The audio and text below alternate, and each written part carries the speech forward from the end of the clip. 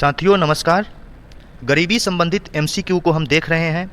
इसी क्रम में आज का पहला प्रश्न है, भारत सरकार पूर्ण गरीबी रेखा को निम्नलिखित में से किस आधार पर निर्दिष्ट करती है। कहने का मतलब ये है कि गरीबी रेखा को कैसे निकाला जाता है, गरीबी रेखा को कैसे तय किया जाता है कि कौन लोग गरीबी रेखा से नीचे होंगे और कौन लोग गरीबी रेखा से ऊपर होंगे, यानी कौन लोग एपीएल में होंगे, कौन लोग बीपीएल में होंगे। तो ऑप्शन क्या है?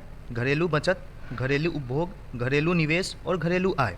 तो भारत सरकार द्वारा घरेलू उपभोग को लिया जाता है, यानी कितना एक घर में एक परिवार द्वारा कितना उपभोग पे खर्च किया जा रहा है, इस चीज़ से गरीबी रेखा का निर्धारण किया जाता है। बचत नहीं होगा, निवेश नहीं होगा, आय नहीं होगा, उपभोग हो जाएगा। अतः ऑप्शन बी सही है। दूसरा क्वेश्चन है यूएनडीपी के समर्थन से ऑक्सफोर्ड निर्धनता एवं मानव विकास नेतृत्व द्वारा विकसित बहुआयामी निर्धनता सूचकांक मल्टी डायमेंशनल पॉवर्टी इंडेक्स में कौन सा कथन सम्मिलित है, यानी multi dimensional poverty index MPI. MPI के संबंध में हम एक बात जान लेते हैं कि एमपीआई निर्धारित करने के लिए 3 आयाम होता है। एमपीआई को निर्धारित करने के लिए 3 आयाम होता है, शिक्षा, स्वास्थ्य और जीवन स्तर। इन तीनों के आधार पे एमपीआई का निर्धारण किया जाता है। तो फिर ऑप्शन पे आते हैं कि कौन सा ऑप्शन सही होगा। पहला ऑप्शन है पारिवारिक स्तर पर शिक्षा, स्वास्थ्य, संपत्ति तथा सेवाओं से वंचन। दूसरा ऑप्शन है राष्ट्रीय स्तर पे क्रय शक्ति क्षमता और तीसरा ऑप्शन है राष्ट्रीय स्तर पे बचत घाटे की मात्रा और जीडीपी की विकास दर। तो हम देख पा रहे हैं कि शिक्षा, स्वास्थ्य और जीवन स्तर के संबंधित केवल ऑप्शन 1 सही है, बाकी ये दोनों कथन गलत है। तो कूट दिया हुआ है केवल 1, केवल 2 और 3, केवल 1 और 3, 1 2 3। तो कौन सा ऑप्शन सही होगा? केवल 1 सही होगा, यानी ऑप्शन ए सही होगा। तीसरे क्वेश्चन पे आते हैं। तीसरा क्वेश्चन है कि जिला ग्रामीण विकास अभिकरण भारत में ग्रामीण निर्धनता को कम करने में कैसे मदद करते हैं। जिला ग्रामीण विकास अभिकरण भारत में ग्रामीण निर्धनता को कम करने से कैसे मदद करते हैं। तो इसमें पहला ऑप्शन है देश के कुछ विनिर्दिष्ट पिछले क्षेत्रों में पंचायती राज संस्थाओं के रूप में कार्य करते हैं। विनिर्दिष्ट क्षेत्रों में निर्धनता और कुपोषण के कारणों का वैज्ञानिक अध्ययन करते हैं और उनके समाधान के विस्तृत उपाय तैयार करते हैं। निर्धनता रोधी कार्यक्रमों के प्रभावी कार्यान्वयन हेतु अंतर क्षेत्रीय तथा अंतर विभागीय समन्वय और सहयोग सुरक्षित करते हैं। और चौथा ऑप्शन है निर्धनता रोधी कार्यक्रमों के लिए मिले कोष पर निगरानी रखते हैं और यह सुनिश्चित करते हैं कि उनका प्रभावी उपयोग है। इसमें कौन सा ऑप्शन सही होगा? तो हम देख पा रहे हैं कि इसमें 3 और 4 कथन सही है, यानी 3 क्या बोल रहा है? निर्धनता रोधी कार्यक्रमों के प्रभावी कार्यान्वयन हेतु अंतर क्षेत्रीय तथा अंतर विभागीय समन्वय और सहयोग सुरक्षित करते हैं। और चौथा है निर्धनता रोधी कार्यक्रमों के लिए मिले कोष पर निगरानी रखते हैं और यह सुनिश्चित करते हैं कि उनका प्रभावी उपयोग हो सके। अतः ऑप्शन इसमें बी सही हो जाएगा।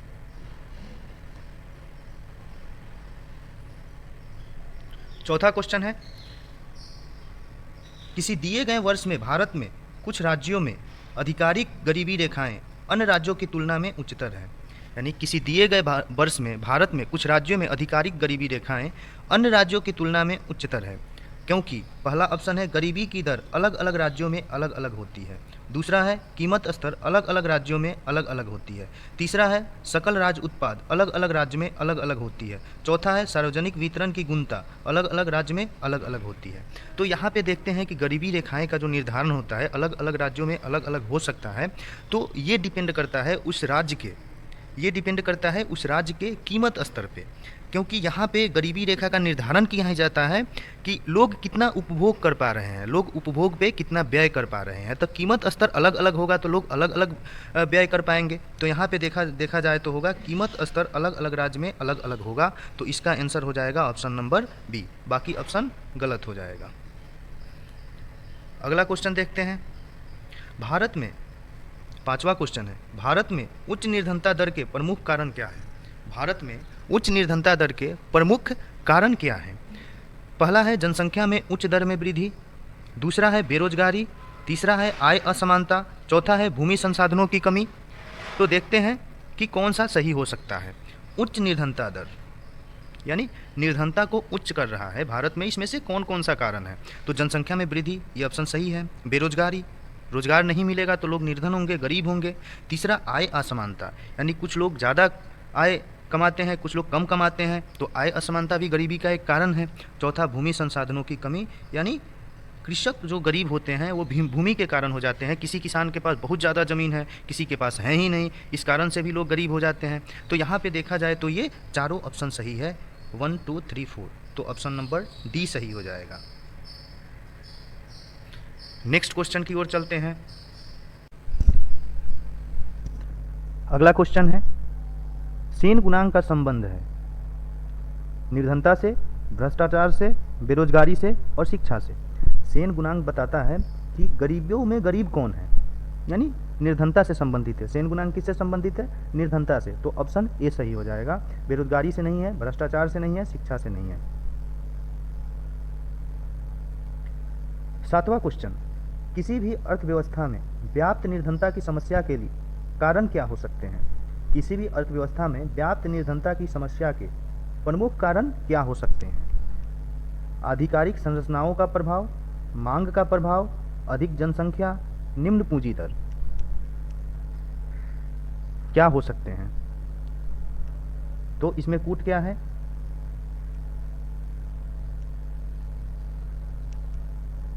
केवल 1 2 3, केवल 2 3 4, केवल 3 4, उपयुक्त सभी। तो क्वेश्चन 7 क्या है कि व्याप्त गरीबी की समस्या का कारण क्या हो सकता है? तो जनसंख्या का वृद्धि होगा, गरीबी रहेगा तो मांग का अभाव रहेगा। गरीबी क्यों है? तो आधारित संरचना की अभाव है और निम्न पूंजी निर्माण है। तो ये चारों ऑप्शन सही होगा, ए बी सी डी। तो इस तरह देखें तो ऑप्शन नंबर डी इसका सही आंसर हो जाएगा, ऑप्शन नंबर डी, उपयुक्त सभी। अब क्वेश्चन 8 पे आते हैं। क्वेश्चन 8 है, निम्नलिखित कथनों पर विचार कीजिए। पहला कथन है, ग्रामीण निर्धन भूमिहीन कृषि श्रमिक होते हैं। दूसरा कथन है, शहरी निर्धन माइग्रेशन द्वारा विकसित होते हैं। तो ग्रामीण निर्धन भूमिहीन कृषि श्रमिक होते हैं, यानी गांव में वो लोग निर्धन होते हैं जिनके पास ज़मीन नहीं होता है, क्योंकि गांव के अधिकतर लोग किसान होते हैं, और किसान जिनके पास ज़मीन नहीं होगा, जिनके पास कृषि के लिए ज़मीन नहीं होगा, वो निर्धन रहेंगे। तो ऑप्शन नंबर ए सही हो जाता। ऑप्शन नंबर बी क्या है? शहरी निर्धन माइग्रेशन द्वारा विकसित होते हैं। तो ऑप्शन नंबर बी भी सही है। अतः इस तरह से देखें तो कथन 1 और कथन 2 दोनों सही है, यानी ऑप्शन नंबर सी हो जाएगा, 1 और 2 दोनों सही हैं। अगला क्वेश्चन है, भारत में स्वतंत्रता से पहले निम्नलिखित में किसने निर्धनता की अवधारणा पर विचार किया? स्वतंत्रता से पहले किसने निर्धनता की अवधारणा पर विचार किया? डॉक्टर राजेंद्र प्रसाद, दादा भाई नौरोजी, गोपाल कृष्ण गोखले, अमर्त्य सेन। तो इसमें ऑप्शन सही होगा दादा भाई नौरोजी। अगला क्वेश्चन है, व्यक्ति गणना अनुपात विधि निम्नलिखित में से किससे संबंधित है? व्यक्ति गणना अनुपात विधि निम्नलिखित में से किससे संबंधित है? सकल घरेलू उत्पाद, जनांकीय अनुपात, गरीबी का अनुपात, निर्धनता रेखा से नीचे के जनानुपात। तो व्यक्ति गणना अनुपात विधि निर्धनता रेखा को लागू करने के लिए किया जाता है, निर्धनता रेखा का आकलन करने के लिए किया जाता है। तो अतः यह इसका जवाब हो जाएगा ऑप्शन नंबर डी, यानी व्यक्ति गणना अनुपात विधि जो है निर्धनता रेखा से नीचे के जनानुपात से है। नेक्स्ट क्वेश्चन, निम्नलिखित युग्मों पर विचार कीजिए। एक तरफ है निर्धनता का वर्गीकरण, दूसरा तरफ है शामिल निर्धनता। पहला है सदैव सामान्य निर्धन, दूसरा है चक्रीय अनियमित निर्धन, तीसरा है कभी निर्धन नहीं, और इस साइड है चिरकालीन निर्धन, अल्पकालीन निर्धन और गैर निर्धन। तो इसमें बताना है कि कौन कूट सही युग्मों की पहचान करता है, यानी कौन इसमें से कौन सा कूट है जो सही है, यानी सदैव समान निर्धन, चक्रीय अनियमित निर्धन और कभी निर्धन नहीं। तो जो कभी निर्धन नहीं होगा वो तो गैर निर्धन हो जाएगा, तो तीसरा सही है। चक्रीय अनियमित निर्धन, अल्पकालीन निर्धन, क्योंकि चक्रीय निर्धन जो होते हैं वो रोजगार उनको मिलता है, ऐसा नहीं है कि उनको रोजगार नहीं मिलता है, वो चक्रीय गरीब हैं, तो अल्पकालीन निर्धन हो गए, यानी ये भी सही हो गया। सदैव सामान्य निर्धन जो है वो हमेशा के लिए निर्धन है, तो वो चिरकालीन निर्धन हो जाएंगे। अतः ऑप्शन ये पहला भी सही है। तो 1 2 3 तीनों सही है। इस प्रकार देखें तो 1 2 3 ऑप्शन नंबर डी सही हो जाएगा।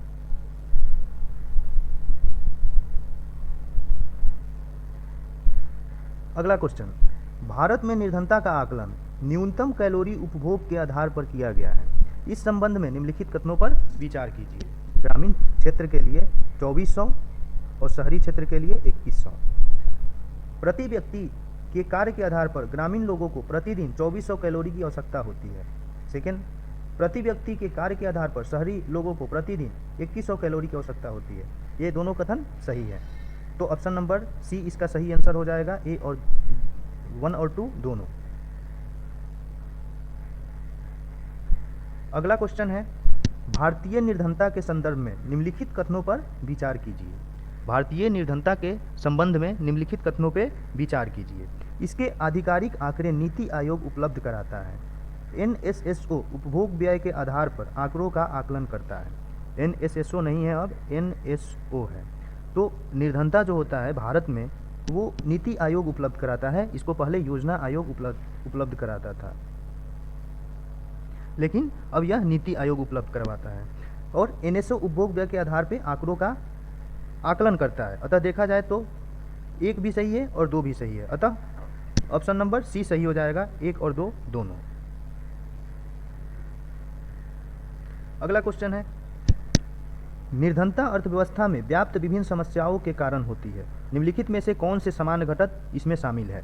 पहला है निम्न पूंजी निर्माण, मांग का अभाव, आधिकारिक संरचना का अभाव, जनसंख्या का दबाव, सामाजिक कल्याण संबंधित व्यवस्था का अभाव। तो इस प्रकार हम देखें तो इसमें सारा पॉइंट जो है वो निर्धनता को जन्म देता है। तो इसमें कूट देखा जाए तो 1 2 3 4 5 ये ऑप्शन नंबर सी सही हो जाएगा। यानी निर्धनता जो है निम्न पूंजी निर्माण, मांग का अभाव, आधिकारिक संरचना का अभाव, जनसंख्या का दबाव, सामाजिक कल्याण संबंधित व्यवस्था का अभाव, इन सभी पे डिपेंड करता है। अगला क्वेश्चन, निम्नलिखित कथनों पर विचार कीजिए। पहला, ऋणग्रस्तता निर्धनता का संपूरक है। पहला, ऋणग्रस्तता निर्धनता का संपूरक है। दूसरा, आय और परिसंपत्ति वितरण निर्धनता हेतु उत्तरदायी है। और तीसरा, सर्वाधिक अनियत मजदूर निर्धनता से प्रभावित है। तो इसमें देखा जाए 15 नंबर क्वेश्चन में तो ऋणग्रस्तता निर्धनता का संपूरक है। यानी एक लोग है, अगर वो ऋण ले रखा है और टाइम से उसको चुका नहीं रहा है तो धीरे धीरे ऋण के ब्याज से वो दबते दबते निर्धन हो जाएगा। अतः कथन 1 सही है, ऋणग्रस्तता निर्धनता का संपूरक होता है। ये ऑप्शन सही है। आय और परिसंपत्ति वितरण निर्धनता हेतु उत्तरदायी है। आय और परिसंपत्ति का वितरण निर्धनता हेतु उत्तरदायी है, ये ऑप्शन सही है। और तीसरा, सर्वाधिक अनियत मजदूर निर्धनता से प्रभावित हैं। यानी अधिकतर जो मजदूर है वो निर्धनता से प्रभावित है।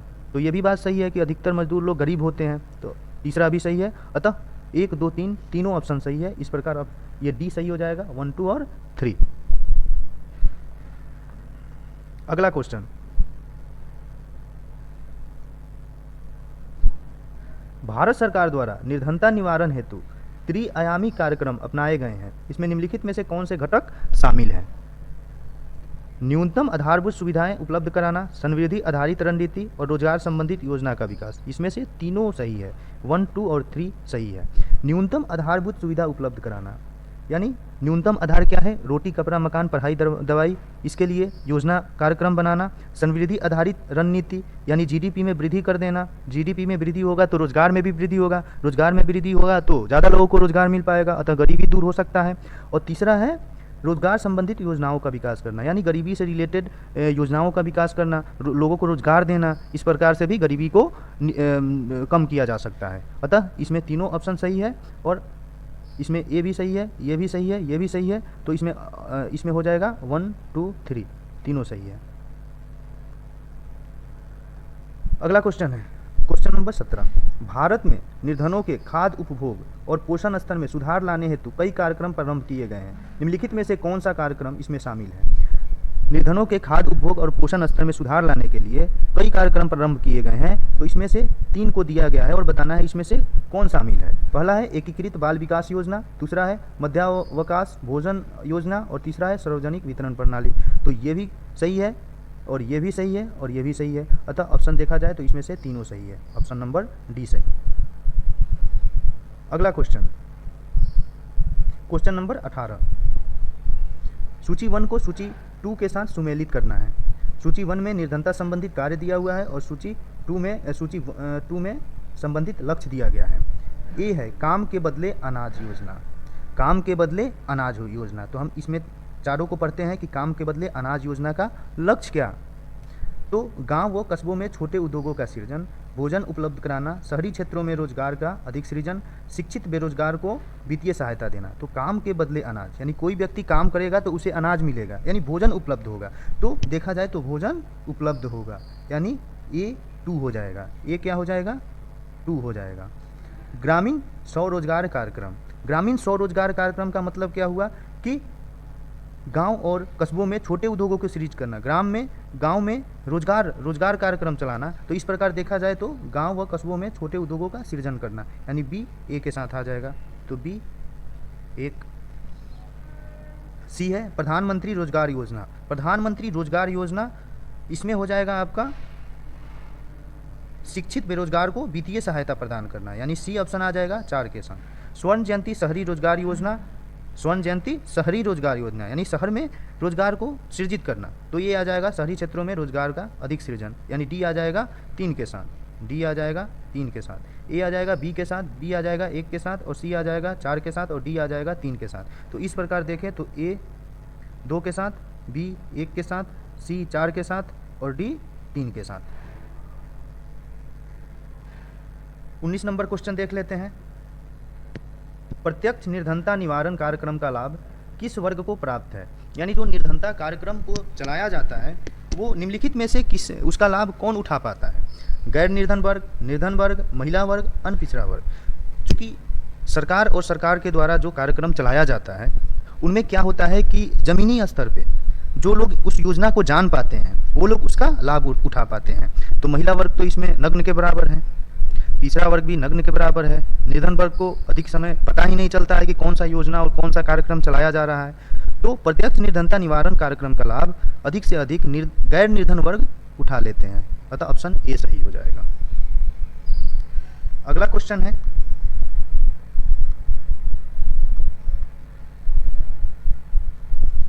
चक्रीय निर्धन वे हैं जो निरंतर निर्धन और गैर निर्धन होते रहते हैं, जो सदैव निर्धन रहते हैं, जो अधिकांश समय धनी रहते हैं और यदा कदा उनका भाग साथ नहीं देता। उपयुक्त सभी, यानी चक्रीय निर्धन कौन हो सकता है? तो चक्रीय निर्धन होता है कि कभी रोजगार मिल रहा है कभी नहीं मिल रहा है, यानी व्यापार चक्र के साथ वो निर्धन होते हैं, गरीब होते हैं, वही कहलाते हैं चक्रीय निर्धन। तो इस प्रकार से देखा जाए तो कथन 1 सही हो जाएगा, जो निरंतर निर्धन और गैर निर्धन होते रहते हैं, यानी उनके पास रोजगार मिलता रहता है, वो कभी रोजगार युक्त होते हैं कभी रोजगार विहीन होते हैं, व्यापार चक्र के साथ वे ऐसा होता है उनके साथ। तो इस प्रकार देखा जाए तो चक्रीय निर्धन वो होते हैं जो निरंतर निर्धन और गैर निर्धन होते रहते हैं।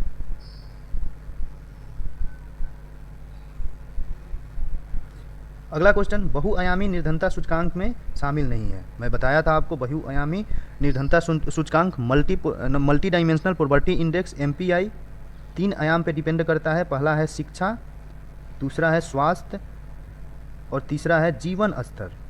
जीवन स्तर, इस प्रकार देखा जाए तो कौन सा सम्मिलित है? स्वास्थ्य, शिक्षा और जीवन स्तर, यानी इसमें तीनों सम्मिलित है। इस प्रकार आंसर हो जाएगा D 1, 2 और 3।